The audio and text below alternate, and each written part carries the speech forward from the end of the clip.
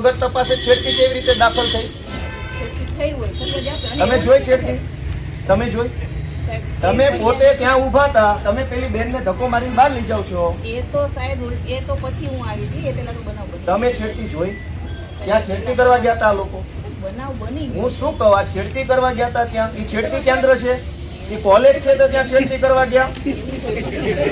College છે? College છે? આ કોલેજિયન છે?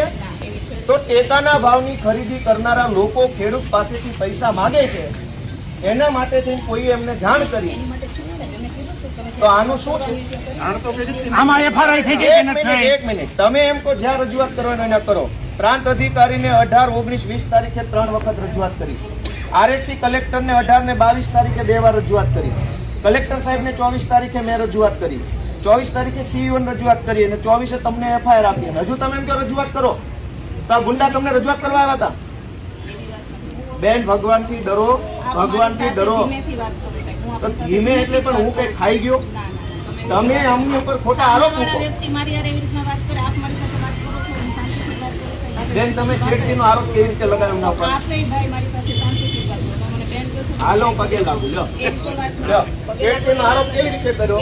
કેવી રીતે છેડતી કરી હમણે? નહીં, કેવી રીતે છેડતી કરી હમણે? છેડતી હરિયાળીનો બધું કે છે, મેં કીધું. પગે લાગુ તમને. લો, પગે લાગુ. લો, છેડતી કેવી રીતે કરી દે?